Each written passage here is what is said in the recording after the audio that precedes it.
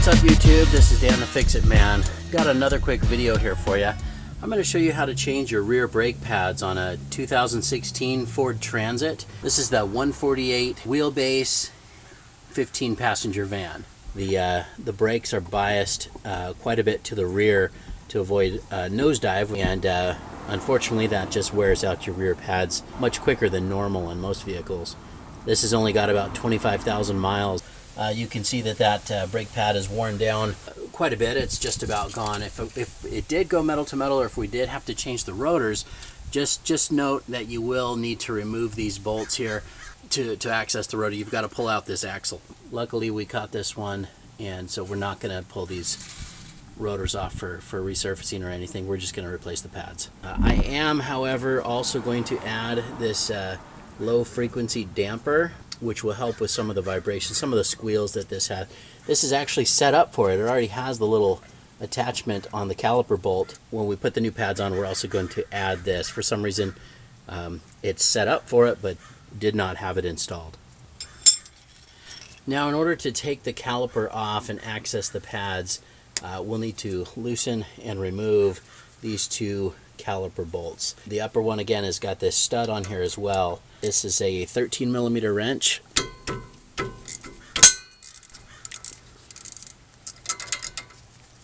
Just going to loosen them both first.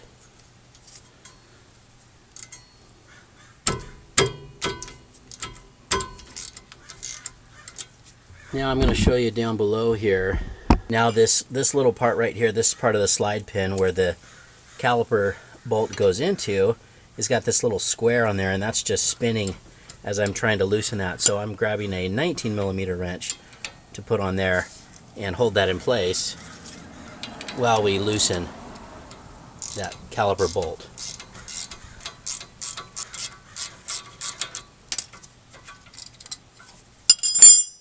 And we will be reusing that bolt there, so we'll set it aside. But you can see it's got some of the thread lock still on there. Now for the upper bolt, it's not spinning this caliper slide pin, so we're able just to, looks like we can just loosen and remove that. There's that.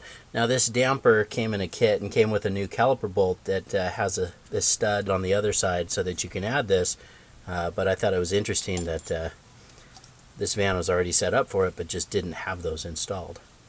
Now once you have the caliper bolts disconnected, you can kind of just drop this caliper piston down with one hand. Now of course it still has all of its linkage and the parking brake connected. I'm just going to set that right there for a minute while we get set up with our caliper wind back tool. This is the kit I picked up on Amazon. It's pretty inexpensive, and I will put a link to this on my website in the description. But I was able to find this one right here with these two little dots that stick out. This is M in this kit. And one important thing to point out is you see how this one comes with two different wind back tools, or the threads they're different. So there's a left-handed and a right-handed thread. So this one on the rear passenger is one that you need to wind back to the left, and where the other side is the opposite. So just get the tool set up in here and just make sure that that fits up against the face of the caliper, which it does, and then we can turn this outward to tighten that against the inside of the caliper. So now that our tool's in place, we just need to now turn this back, but this turns back to the left rather than to the right. One thing you'll notice is there's an arrow right here on the body of the caliper pointing in the direction to rotate that caliper. In this case, it's going to be counterclockwise. And I just want to put a little bit of grease on that boot, not much. We'll wipe off the excess, but that should keep that rubber boot somewhat pliable and not bind up with too much of that junk or debris as it goes back in. This boot's just going to fold in, but that will allow it to do so. This really is pretty stiff and requires a bit of force to turn it, so I've just grabbed this little tool to slide over the handle.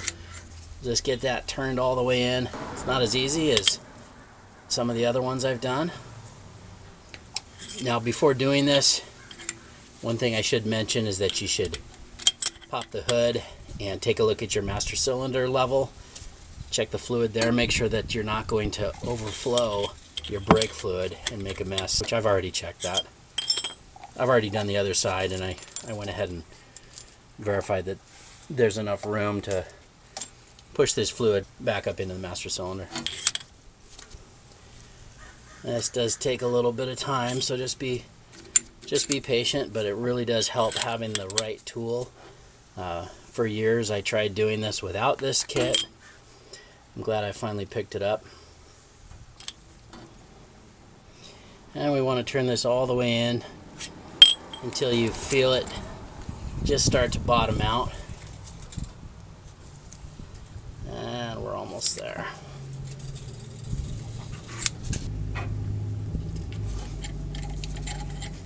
And there we are, that's bottomed out. So we just need to back the tool off here. This, you back it off, just turn this in a little bit, and that will release this tool. We can set that out of the way. And then again on that boot, I just wanted to make sure that that's pushed in as far as it needs to be and it's not sticking out past the surface of that caliper piston. Alright, now we can pull off the old brake pads. And you'll notice the interior and exterior brake pads, or the inside and outside brake pads, are a little bit different. Pull out the inside one has got this little unique cutout. Just remember that when putting them back on. Now the brake kit that I ended up getting was this Power Stop Extreme. I ended up going with this one. I did a little bit of research on it, and I thought that these might last a little bit longer than the stock pads that were on there. The nice thing about that kit is that it comes with new pad retainer clips, which a lot of kits do now, so we can just take these off and we're going to put the new ones on. These just pop off fairly easy.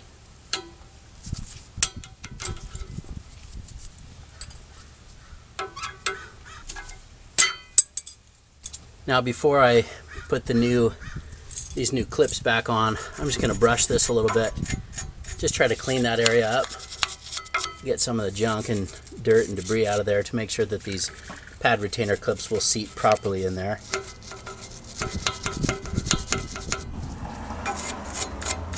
It's probably easier to brush this area if you were to take off this caliper support bracket, but we're still able to do it here.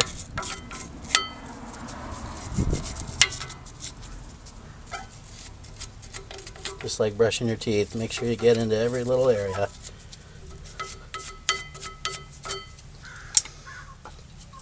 And we'll hit that with a little bit of brake clean. And then these new clips they basically just snap in place. It's got it's pretty obvious where each one goes. You just make sure that they're fully seated, and this little part that sticks out goes on the outside.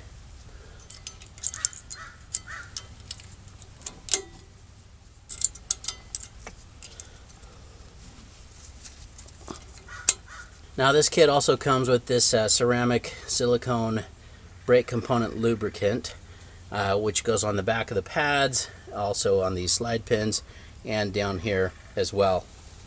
It comes with a pretty small amount, so just be mindful of that when you're doing the other side. Don't use it all on one side, which I used quite a bit of it. I figured if I run out, I can use a little bit of that Sil Glide. But I'm pulling out the top slide pin here first, and I'm just going to wipe that down. Get it cleaned up. Those do get dirty. They get a lot of junk and whatnot built up in there. And then we'll just put a little bit of this lube on there. Pop that back in. Same thing for the bottom one. Just pull it out, and you can see it's pretty dirty. I've seen some that are way worse, but the idea, just get that wiped down, cleaned up, and helps if your glove is clean, so I went ahead and changed that. Just make sure you get plenty of lube on that slide pin, and then that'll just push right back in. The boot kind of snaps, it almost burps the air out of there. Now for the pads, same thing. You need a little bit of grease, and just make sure we get some grease on the back of that pad and at these ends. Kind of running out of the grease that came in that kit. It really isn't much, and I usually do use this Seal Glide, which since we're just about out of that other grease, I'm gonna go ahead and default back to that. Just get a little thin layer on the back, and then just a good amount on the ends or these ears, and then we'll just carefully slide that in here into those pad retainer clips.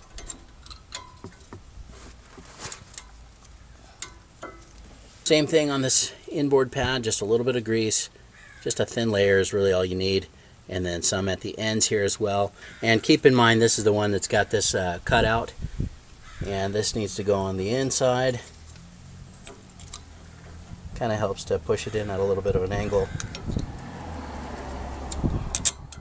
There we go. And just be careful. You can see I got a little bit of that grease on the edge of that pad. Just make sure you don't get any on the surface of the pad material or the rotor, or if you do, just make sure that you clean it off. Alright, then we can carefully bring our brake caliper back up and position it over the pads.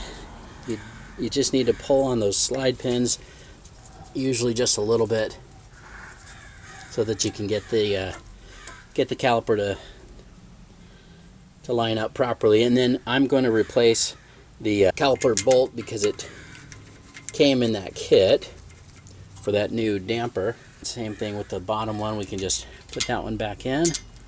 Once that's lined up, we can just use that same 19mm open end wrench to hold that slide pin in place. This one just wants to spin, probably because of all that thread lock on there.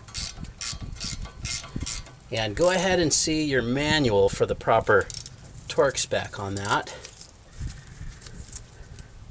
If I get a chance, I'll look that up and put it in the description. Same thing, just tighten that upper bolt there as well.